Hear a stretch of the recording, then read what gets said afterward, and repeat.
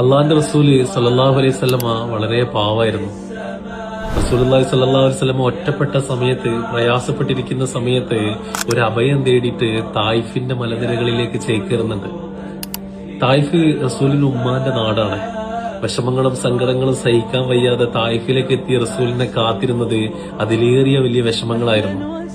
റസൂലിനെ അവിടെ ഭ്രാന്തരായ കുട്ടികള് കല്ലെടുത്തെറിയുന്നുണ്ട്. റസൂലിന്റെ മുഖത്തേക്ക് കാർക്കിച്ചു തുപ്പുന്നുണ്ട്.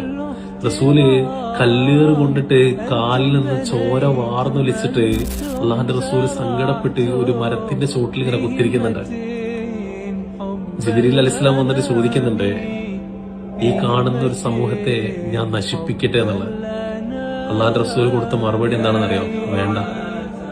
അറിവില്ലായ്മ കൊണ്ട് അവരെന്തെങ്കിലും ചെയ്തു പോയിട്ടുണ്ടെങ്കിൽ നീ അതിന് ക്ഷമിച്ചു കൊടുക്കണം. പക്ഷെ ജിബ്രീൽ വീണ്ടും പറയുന്നുണ്ട്, റസൂലിന്റെ കാലിൽ നിന്നും ഒരു തുള്ളി രക്തം ഇനി മണ്ണിലേക്ക് വീഴുകയാണെന്നുണ്ടെങ്കിൽ ഞാൻ റസൂലിനോട് സമ്മതം ചോദിക്കൂല. ഞാന് അതിന് പരീക്ഷണമായിട്ട് അവർക്ക് വലിയ കൊടിയ പീഡനങ്ങൾ കൊടുക്കുന്നുള്ളത്. റസൂല് ഒരു ചെറിയ തുണിയെടുത്ത് കാലിൽ കെട്ടിയിട്ട് പറയുന്നുണ്ട്, വേണ്ട. ഇന്നല്ലെങ്കിൽ നാളെ അവരോ അവരെ സമൂഹത്തിൽപ്പെട്ട ആരെങ്കിലും ഒരാളെ ഇസ്ലാമിലേക്ക് കടന്നു വരും. ആ പ്രതീകത്തിന്റെ പേരായിരുന്നു മുഹമ്മദ് മുസ്തഫ സല്ലല്ലാഹു അലൈഹി വസല്ലം.